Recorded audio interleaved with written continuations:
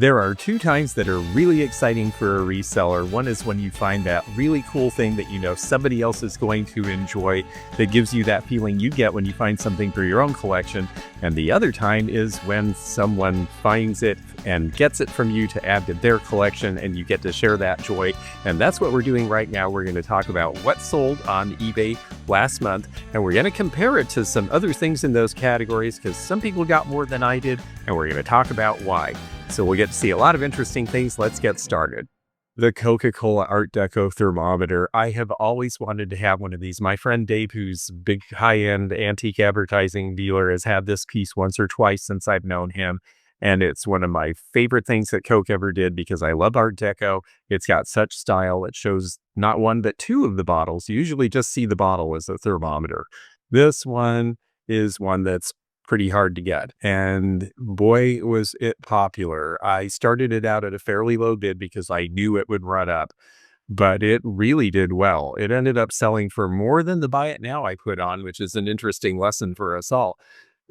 Sometimes it's better if you like something, just pay the price and get it, because someone could have had this for $45 less. But because it went to bid, as soon as there's a bid, the buy it now disappears, and that's no longer an option. So you take the chance of getting a better deal, and sometimes you do, and sometimes, well, you have to compete, and that's what happened with this.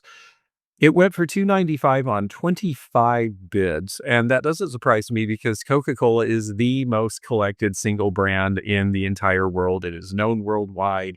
They made really cool stuff. Condition on this was good. It wasn't perfect. A perfect one would sell for maybe even $100 more. They are that desirable now. So definitely look for old Coke thermometers. Now, there was one that was Art Deco style that sold for even a little bit more, for a reason that might seem obscure to you, but to a Coke collector makes all the sense in the world. Graphically, I like the thermometer that I sold better than this one, but this one is more desirable and harder to find. They didn't make as many of this one, and it is the Coca-Cola button. And the Coca-Cola collectors love the buttons. The big buttons used to be on the outside of drugstores and soda fountains, and that is something the big buttons themselves, that they're in really good condition, are selling for over $1,000 now. And so anything that reflects that in the smaller pieces is also very desirable.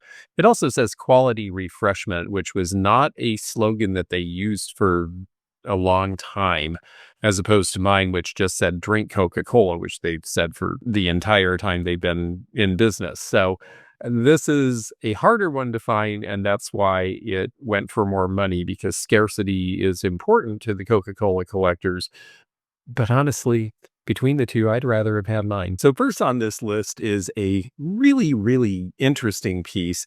I had never seen one of these before, and I don't know that I'll ever see another one because they're really, really scarce. This is the Noritake vase from about 1910 in that arts and crafts style with the tree bark. And the tree bark finish, it was really interesting. It had a lot of texture, and it was dark, but it variegated like trees really do.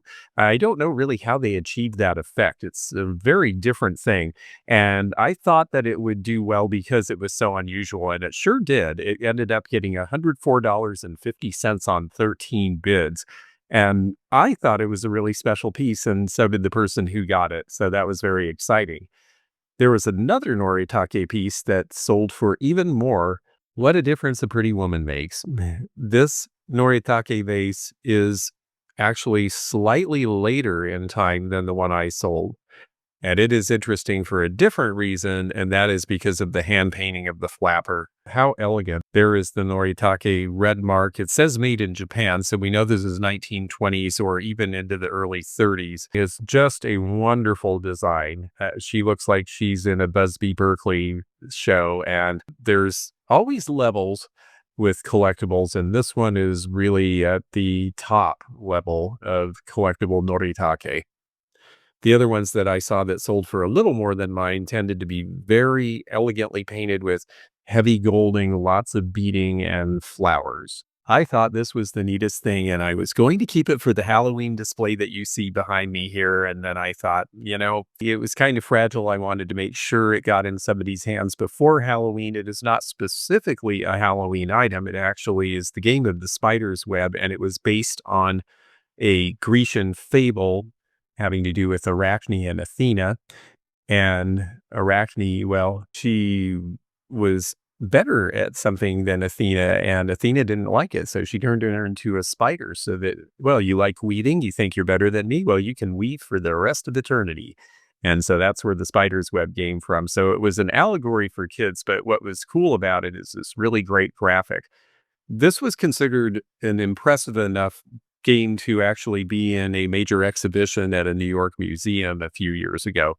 And so I thought that it would probably be popular, especially because it had all the pieces, which is important on these early games. This is the second edition. Another company made it in 1897, and then in 1898, Milton Bradley brought the rights. And so this is the Milton Bradley edition. It went for just under $90 on 13 bids. And honestly, that was more than I expected. I think sometimes you just hit it right with timing. And I think timing it to come right before Halloween definitely didn't hurt its prospects. Condition of the exterior was acceptable. Obviously, it's got a little bit of pencil on it. It's got a little bit of staining on it, but you just don't see these at all because they were literally just a box with a spinner and some wood discs inside as markers. So the notion that any of these are left, well, we're glad to see it in any condition. Now, with the Halloween theme in mind, there was another game online that is now approximately antique age, around 100 years old, and it sold for even a little more. And that is this one here. It's the Spinning Witch. She tells your fortune. Fortune-telling games are very, very popular with collectors, especially at Halloween, but really year-round. And this one is from about 1930, and you see, again, a wonderful game board inside of the box. So the same concept as the game I sold, the game board is printed in the box, so you had to take care of the box, and somebody really did with this one. Look how great she is. So apparently you put your marker in the center and then you spin and you go through these little tiles and they tell you all sorts of things like you're going to be famous near and famous far. You will be a movie star. Wow, exciting. And I'm sure some of them are not as fun. Let's see. By my cat, you will marry in a flat. I guess that means you're going to live in an apartment. Spin the witch and you will see what the future holds for thee. This is a really fun graphic. This is shown in one of the Halloween collector books. And here is the top, and that's what really makes it. This is what you spin, and then oh, I see, yes, you spin this, and wherever she lands, that's your fate. So, what a great graphic. And she's just haggard enough to be the perfect witch, and apparently, she's not always happy, because witches are known for that. So this is really cool, and that's why this one sold for $157.50 on 19 bids. But that makes me feel really good about how I did with mine. Now, this thing was so cool, and I was so excited that it went to the Los Angeles area to somebody who is familiar and probably a local historian, because that's really where it should have gone. This is a wonderful, wonderful memory book album. There is a look at houses in a neighborhood in California. There is a freeway through there now. Who knows if any of that is still left. Here's the top of the book, and I love that it is specifically sold as the camp memory book. So this was actually probably sold at Switzer's Land, which is one of the photos here. Here's the wedding scandal section. It's so fun that they're annotated. I really look for that in these old books. They would get white pen and they would write little notes about what was happening. And I think they're just so much fun. This is Switzer's Camp. I think that's where the book itself came from. I'm sure it was sold there as a souvenir. And it is just so exciting to me that this went to a place where it'll be really appreciated by people in the area that it came from, because it shows Arroyo Seco in Los Angeles as it was exactly 100 years ago. So this is exactly old enough to be an antique. So it went home as it should. And Definitely do look through old photo albums. A lot of them are just candid pictures of people and they're fun, but look for things like a person with a fancy car, a woman in interesting jewelry. I've got one fellow who collects men with handlebar mustaches. I mean, you just look for things that are unusual. One of the most valuable, if you find a Victorian era album, is if there is a popcorn wagon in it, because very few of them are photographed. There is an album that sold recently online for a lot of money, and it was definitely along those lines. And we're going to take a look at that now.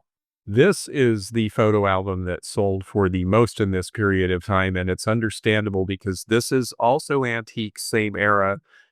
As hard as it is to find stuff from Los Angeles, there were a lot of people moving to LA in the 1920s. There were very few people moving to Alaska to live like this. This was a hard life, a hard scrabble life. These are people living in tents, mining for gold during the brief summer period where the ground isn't frozen. And here are dredges that apparently were sent up from California to dredge for gold. There is a biplane. That's a valuable photo in and of itself because biplanes, that was a very short-lived thing. You have all of these little seaplanes, and then you see the people who actually were willing to go up and take the risk to live this lifestyle. As unusual as my photo album was, this is really, really, really a one-of-a-kind thing. And that's the reason that this one sold for $2,000. So it pays to snoop in people's old photo albums, and it's a lot of fun. You get to see the way people lived, and sometimes you get to see somebody's really amazing adventure that is singular, and that is something that people really seek out. The copper phone, I really liked this. If we had a landline here, I would have wanted to keep this because it's such a great finish. You don't see a lot of metal finishes on these old RTT phones. They're usually Bakelite and they're usually black like the receiver is. Just such a cool look, and I knew that somebody would really enjoy it, especially because copper and brass are becoming more collectible, and because phones in general are a fun thing people like to have as a prop if you're old enough to remember how to use one of these, or you have kids and you want to amaze them with a 7-pound metal phone that you can't put in your pocket. Well, this would be the one to do it. This one went for $61 on 3 bids, and I was happy with that, especially because it was kinda heavy to ship, so the person who bought it really paid closer to 80, and I think that's about the going rate on these. Now, there are some that sell for even more, and it's because they are the classic ones that people who are old enough remember growing up, and one color in particular that goes for more, and this, Mr. President, is the red emergency hotline phone to Moscow. And that is the reason that the red ones sell for the most. This is the Western Electric that came out in the late 1950s. This was the ubiquitous phone in the United States in the mid 20th century. And so you see these as props in theaters and in movies, and you see them in phone collectors' houses. And it took a long time before the red phone or any colored phone was available to regular customers. A lot of the colored phones were displayed at the Seattle World's Fair. They also previewed the Princess phone, which was a new style that was about to come out at that time. Why did the phone company start making colored phones available? Well, because by the 1960s, there was starting to be rumbling about AT&T being a giant monopoly and that they were holding us back from new technology and that they were charging too much and you had to rent your phone. You didn't get to own your own phone, so you paid for the phone over and over and over again. So to make up for that, well, you could pay just a teeny bit more rent and you could get one in color. See, we're really helping you out here. And it was a big difference. And so you see lots of designer colored phones in the 60s, you see pastels in the 70s, you see orange and yellow and harvest gold. So they tried, but it didn't work. Eventually, AT&T was broken up, and because of that, all sorts of innovation flowed. So it does show you something as we're seeing all of these companies merging and merging and merging into smaller and smaller organizations. That is not necessarily a good thing for the future of technology and innovation.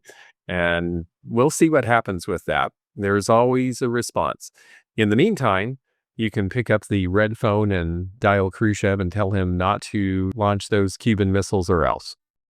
I was really interested to see how this would do because it was just a little handbill. It wasn't anything large. It wasn't anything that was stupendous, but it had a very interesting graphic about a very interesting person, and that was Sylvester. And he, of course, was famous in the disco era. He had a couple of big hit songs. One of them's in a Starbucks commercial right now. And if YouTube would let me sing it, I would. Although I cannot hit the falsetto that he hit. This was a very early production of his called Jungle Sin that was done for Halloween of 1972. So what's that, 53 years ago.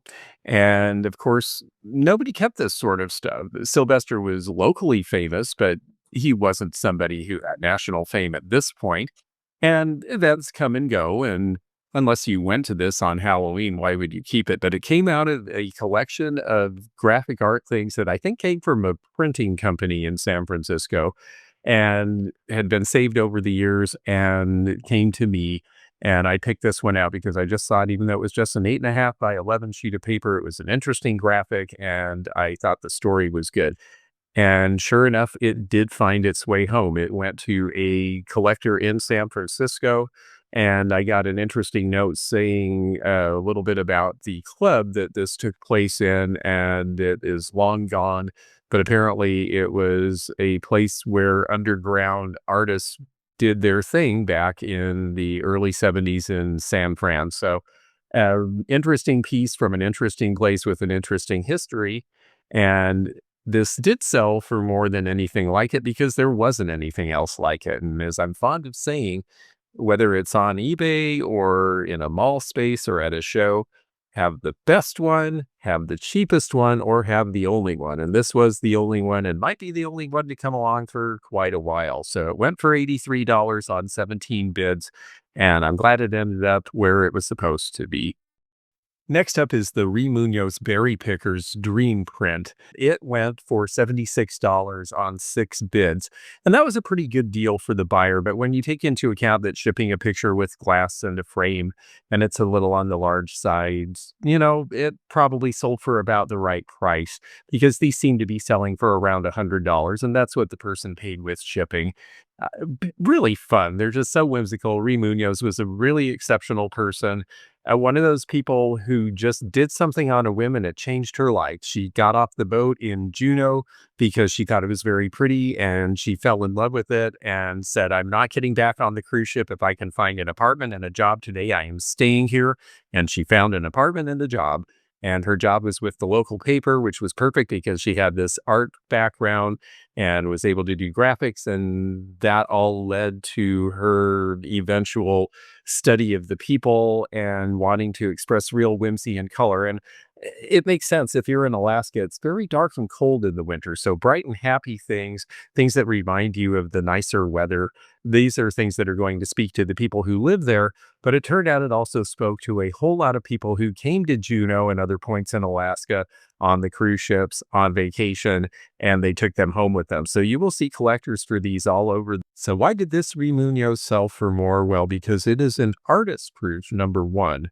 When you see AP, as you see down on the bottom, that means that they made a short run of the prints so that the artist could see them, approve them, maybe send a few to friends or notable people or galleries that they wanted to have exhibit or shops they wanted to have sell them. And then they make the regular run. So mine was from the regular run, and the regular run, they probably produced a few thousand. This one, they printed exactly 50. The other thing is that this is the cathedral in Sitka, which is a very old town originally founded by the Russians.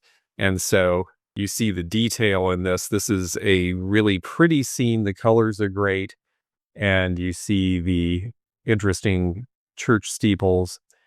And that is the reason that this one is a little bit more unusual than the one I sold. And because of that, it went on an offer for around $400. So Munoz can sell for pretty good money. Well, I definitely had an Alaska theme going. It's getting really close to the end of season there, meaning it's going to snow pretty soon. We had someone up there say it was 22 degrees Fahrenheit in the morning the other day. So it is not long until the long, long winter comes to Alaska. And so I think people are getting Alaska stuff because they want to remember their happy summer trip while they still can. And Coldfoot, of course, is so famous because of it being the center point on the ice road going north, and it is a very important service center and really safety, security, rescue center in the middle of nowhere in Alaska. There's only 34 people who live there year round. It's been a mining town, then a ghost town, then it came back, and then the truckers actually started bringing leftover equipment to rebuild the town because they needed something in the midpoint. And so that's why Coldfoot exists, and Coldfoot Services is the place that you go. Three people bid on it. It went for $10.50. There is another variety of this cap that doesn't keep your ears as warm, but is a little harder to find, and it sold for a little bit more. It doesn't have the big ear flaps, so it's a summer hat, and summer doesn't last long up in Coldfoot, so they probably didn't make as many. This is that hat, as you see on the logo. Adult one size fits all. Mine was the same, and it does have the foam front, so it's got a little bit of age. And this one sold for $40, and that's as much of I'd ever seen one of these sell for. The one that I had, the most I'd seen it sell for was around 25. So somebody got a good deal on mine. Somebody paid up for this one. Coldfoot, like I said, was a ghost town for a long time because it started out a mining town. And here is a mining scene. It just says it's near Fairbanks, Alaska. Well, it's a pretty long haul from Fairbanks to Coldfoot. And this has a Coldfoot post office cancellation. And that's why it's so valuable. Coldfoot for a long time didn't exist at all. And that is the reason that this postcard sold for $315. I talked about stamp cancellations on envelopes in a video we did recently, but they can be on postcards too. And anything from a ghost town, particularly a town in Alaska that doesn't exist anymore, is high dollar. Take the postcards and flip them over and look at the back, because the cancellations and the stamps can sometimes be real money. And they're fun to look through too. Now, we had two things that were related to World War II. One of them was a German medal made in 1939. I know that people sell them online. I did not realize that you cannot display the swastika. eBay did, in fact, pull my listing down, and I understand and I completely accept that. Now I know the rule.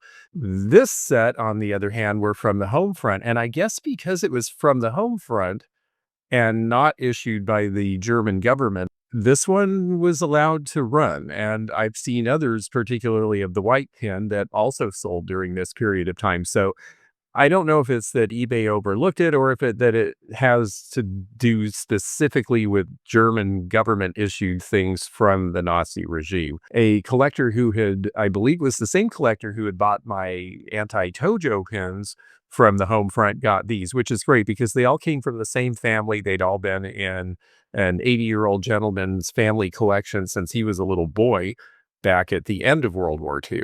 So it's appropriate that they got to stay together. They sold for $41 on 8 bids. Condition of these is not terrific. They got worn a lot. There's a little bit of speckling from foxing, which happens on pictures too if they're not stored perfectly.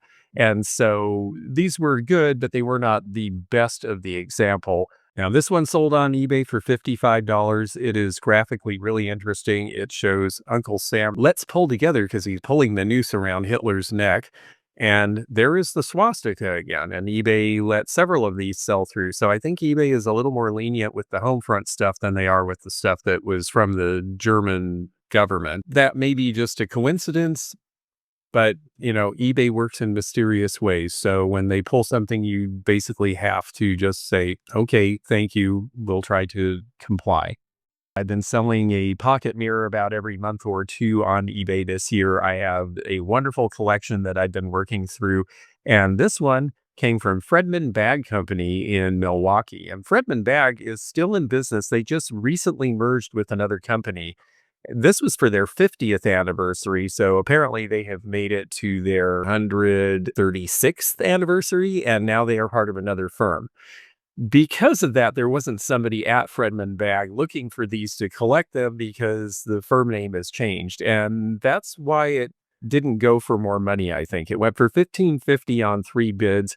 I have a feeling at some point somebody involved with that company will wish that they had something like this and will start looking for these. So I think whoever got it made a smart buy now. Pocket mirrors, it really runs the gamut. Sometimes they have to do with the business, the town, a building that isn't there anymore.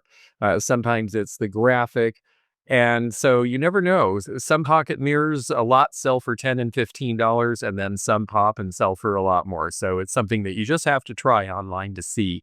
Another pocket mirror that is related in a way because it was made by the same promotional company that made this pocket mirror. Well, it sold for even more because this is a pocket mirror advertising the company that makes pocket mirrors for advertising. This is American Artworks. You will see their name on all sorts of advertising premiums from the early to mid 20th century. Signs that do endure, and they really did. They did lithograph metal, as it says there, and cabinets, displays, devices, calendars, trays. You will see all of those things with the American Artworks label on them. So as you're looking for antique advertising, if that's something you collect or you enjoy or just happen to find when you're out, well, that's definitely a name to look for. And this one went for $177.50 on 13 bids. The Pendleton sign. This took me back because when I was running the Factory Outlet Center in Centralia, Washington, the Centerville chain of Western wear stores built that flagship right next to the Factory Outlet Center. And one of the things they carried was Pendleton, and in that store were these signs. So I remember them from when they were active. This is 35 years ago now. I thought, well, Pendleton's good stuff. It's collectible. It's Western. Maybe there'll be a collector for this. And I didn't pay a lot, and I thought, let's give it a try. And sure enough, it went for $51 on 4 bids. And it went to someone in California who was specifically collecting Western-related store signs. And Pendleton is a very Western town because their big claim to fame, other than the woolen mill, is the Pendleton Roundup, which is a giant rodeo, one of the biggest in the West that's been going on for decades. And it's a huge event. It lasts about a week. It's on a par with the Calgary Stampede and some of these other really large rodeo events. So Pendleton is very unique in terms of Western history and Northwestern history. Now, there is one Pendleton sign that sold for more, and there's a reason why. Here's the Pendleton sign that sold for the most, and it's probably just a little older than the one that I sold, but this one is the Pendleton Warranted label. This is the label that they sew in the clothing and on the blankets. And that's the reason that this one is the most desirable to the Pendleton collectors. And so this one went for essentially $100. Ah, Maleficent. Yes, Maleficent has definitely been in pop culture again and is definitely something that younger people know and remember as well. Here is Sleeping Beauty, and somewhere in here, there's the prince. There's Maleficent. And I figured that with that dramatic figure in it, somebody would think that this folio from Disneyland was pretty cool, and it really is. And it went for $15.50 on 4 bids. This is from the mid-60s. Walt Disney was still alive. And Sleeping Beauty's castle was a big deal. It was the first of the castles to be built on a Disney property. So it set the trend. It's a beautiful structure, and it's been commemorated in many ways, not just this program, but also in an item that I now have to try to find for my collection because it sold for more than this. And this item actually would fit my collection very well. I now need to go find a Sleeping Beauty's Castle treasure craft tray. Treasure Craft got the contract with Disney to start making ceramics and supplying the parks with things from their various attractions around the time that Walt Disney World opened. And this one is from Walt Disney World. This is from about 1971 when the park was brand new. And of course, they built a Sleeping Beauty's Castle there because it was such a popular attraction in the California park. You will find these for Disneyland as well. Treasure Craft produced things for Disney all the way through the end of Treasure Craft's production in 1995. Now I have something to look for, and now I am seeing I'm going to pay $35 for it because that's what this one sold for.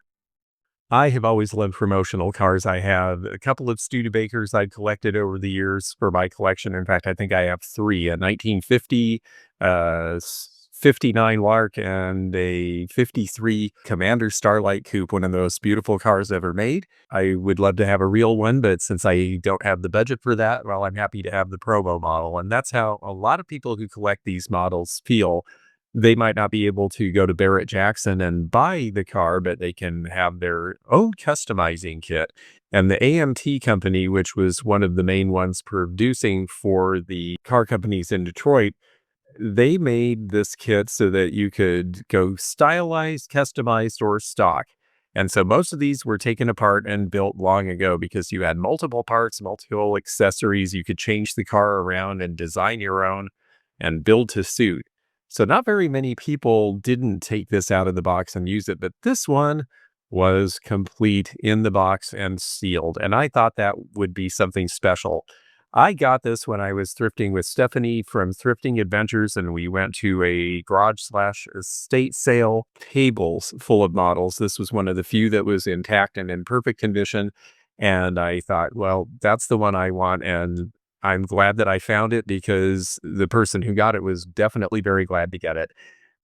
I'm sure it's triggered some sort of a childhood memory, and it's just going to look really cool on a shelf. I presume they probably won't build it because they are worth more if they're unbuilt. So when you're looking at models, you really do want the ones that nobody played with. Now, AMT did a lot of stuff that is now kind of obscure, and there was one AMT model that actually went for more during this period on eBay, and it is this one here. Also unmade with all the instructions, all the decals. This one is the 64 Plymouth Valiant Signet. And why would this one be so valuable? Well, they say rare, which is an overused term. These are not rare, but they are scarce. And the reason that this one is particularly scarce is this was kind of a mom mobile. And kids really were more likely to want to get something that was a sports car. You could have gotten a Mustang by 1964 and a half. You could have gotten a Studebaker Hawk that was setting speed records, or you could have gotten a Chevy Corvette. So the Plymouth Valiant, well, this was not one that people would have sought out as much. And the fact that it was never built probably is a testament to the fact. It's also part of the Craftsman series, which is, again, you assemble it yourself and there's more pieces and more parts and more detail. And so for all those reasons, this one now it went on an offer, but I believe that the selling price on this was around $200. So about double what mine sold for. This made me really happy. This went to one of our group, one of our regular viewers who chats with us a lot and who I really enjoy. She buys really lovely things, and this was something that caught her eye, and it went to her in Colorado, and it is just gorgeous. It has a monogram. Now, with sterling, granted, it would cost a little bit to do it, but you can have monograms taken out. So if the monogram bothers you, it's not really much of a deterrent in terms of value because you can remove it. On silver plate, on the other hand, if you take the monogram off, you show the base metal underneath. So you cannot remove monograms on silver plate, but you can on sterling. So that doesn't really affect the value much. This went for $90 on 19 bids. It's a wonderful teal color. And when she got it, she noticed the same thing I did, which is, wow, it looks greenish until you get a good light on it or sunlight or put it on a lit base. And then you see that it is really a teal color. So it actually goes from kind of a forest to a teal, which is kind of nice because, it's like a twofer. So she was very happy with it. I was very happy she got it. It's just a little thing. Silver overlay does sell for good money if it's not cracked or damaged. Now, a lot of times these are cracked, so you have to look really carefully because people would drop them, and because the silver overlay holds it all together, well, they just pick it up and put it back on their dresser instead of throwing it away, which is great because it's still preserved. But you do have to look for cracks with these because oftentimes I pick them up and then there's a crack through part of the glass that is being held in place by this silver cover. And the silver overlay is textured. You'll actually feel that as opposed to electroplate, which doesn't have any texture because it's just smooth and it's a very, very thin coat on the glass. So I prefer the heavier overlays like this, and so do most collectors, including the one who paid even more for one of these bottles. And there's a reason. The difference is cranberry glass. Cranberry glass takes a little bit of gold to make. That's part of the reason we're not seeing a lot of new cranberry glass, because it's more expensive than ever because the price of gold has gone up. And even though it only takes a little bit to do 1,000 pieces in a batch, the price of that is now an extra $100 or $150 per batch over what it used to be back when they were making these things. And of course, back when this was made, which was over 100 years ago, well, gold was less than $35 an ounce. So even though those miners in Alaska were hot to get it, it was not nearly the kind of money that we talk about with gold now. Cranberry glass, it's beautiful. I noticed they didn't even bother to polish this one, that they still got on offer somewhere in the $175 range. And the difference is because of cranberry. Otherwise, they're rather similar in design. This one maybe has a little bit more silver and a little more detail in the silver. I have to be honest, I like the one I sold better.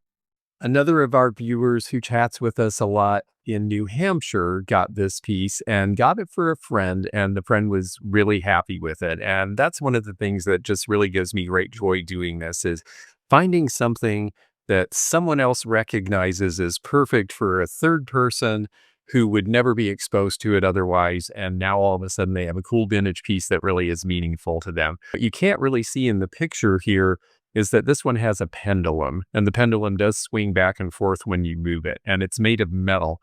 It's a little better quality than most of the things being made in Hong Kong around 1970. This was maybe a little more for an adult, perhaps, or for a child who wanted to use it as a miniature in a dollhouse and took really good care of it, because there was no paint chipping or anything. And so it went for the buy it now price of $15, which is a pretty nice price for a little novelty pencil sharpener of this era. I debated between putting this one on and another one I have from the 1930s, but a third one from the 1930s actually went for the highest price during this time. And here's the clock that ticked for the most on eBay recently, and that is because this one is Bakelite, and Bakelite pencil sharpeners always sell, and they always sell for a little bit of a premium because Bakelite collectors love the color. It's not just people who collect pencil sharpeners or desk supplies or school-related items who buy these. And this one has the nice dial and the little metal insert. It's a happy green color. And so it makes sense. There's the sharpener there, and it went for $24.99, which is not a whole lot more than the clock that I sold went for. One thing I like is to vary it. I like to mix it up. I like there to be some things that are inexpensive and fun that people who don't have a giant budget but like to collect can afford, because I always say buy the best you can afford, whatever it is you collect. But that just depends on your budget. If your budget is small, collect small, little, wonderful things that you really enjoy and be happy with them. But buy the best one that you can with what you have, and you will be happy with your collection and more likely to hang on to it. This is another one of those, gee, if I had infinite budget and lots of room to keep things, I would have held on to this because I just think he's so great. This is a Nesco from the 60s. And as the sticker on the trunk says, it is the foreign sports car. And this was intended to be a cigarette box and ashtray originally. I'm sure a lot of them were destroyed, being used as cigarette boxes and ashtrays. This one apparently was never used. And so you could use it, keys, coins, all sorts of things if you're not a smoker. This one went to another one of our viewers who was really thrilled to get it, and I was thrilled for her to have it. And so she paid the buy it now price of $39, and so it went right away. We do buy it nows on some of the items that we list every month, and part of the reason for that is some things we just know what the price should be approximately, Only one of these sold for a little bit more, and we'll show you that one. And the reason probably has to do with, if you notice on the beret, this one has a tiny, tiny glaze chip, which we, of course, always reveal in the listings. And there's the Enesco label. Enesco NS is Ensure Company, and they were the importers, and they decided they needed to have their own factory making things in Japan because they wanted to have better quality control. And they made really well painted, well detailed figures. A lot of the better wall pockets of that era are by Enesco. And so they are a company that now has really attracted a lot of collector interest. Here's the one, and it only sold for a teeny tiny bit more than mine, $1. And that's because this one is in absolutely tip-top condition. I have to say, I think my pictures are better. One thing to remember when you're taking pictures, if you're selling online, you want the item to be what you see. I see a whole lot of granite countertop. I see dishes in the back. I'm wondering about that little rubber ducky up there and whether that's old. And really, that's not what you want. You really want to focus on the item, because when people are flipping through, whatever catches their eye with all these little thumbnails is where they're going to stop. So I'm pretty happy with how my piece did.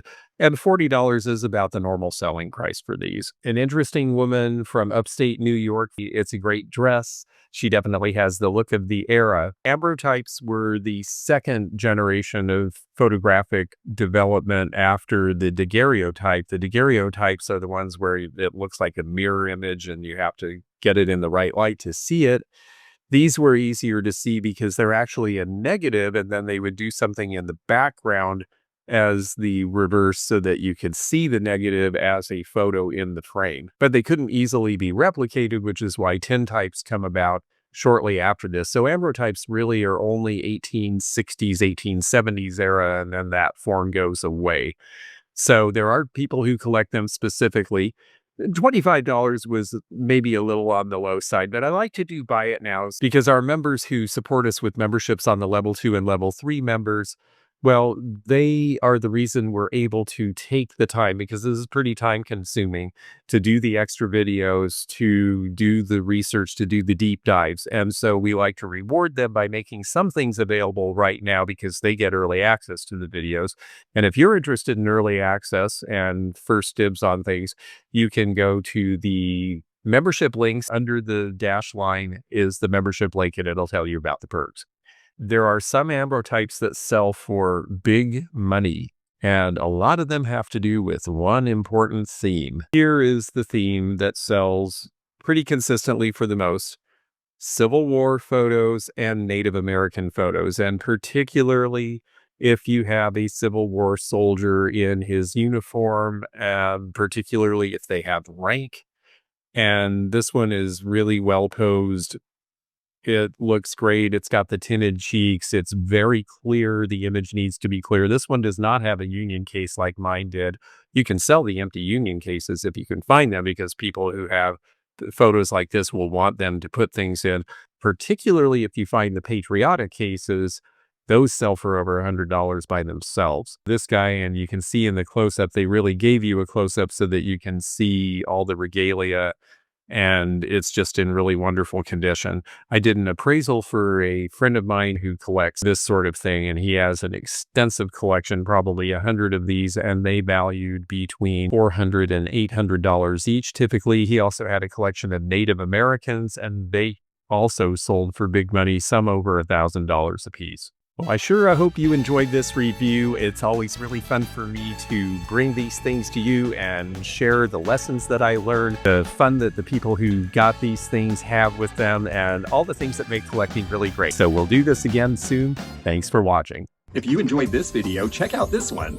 Also, click thumbs up to like this video, and check the description for information about our Patreon, our memberships. We've got a lot of different levels with different perks and bonus videos and early content. Also, please do check out our website, theantiquenomad.com, for appraisal help, and we'll see you again for more adventures in the antique and vintage community soon. Bye for now.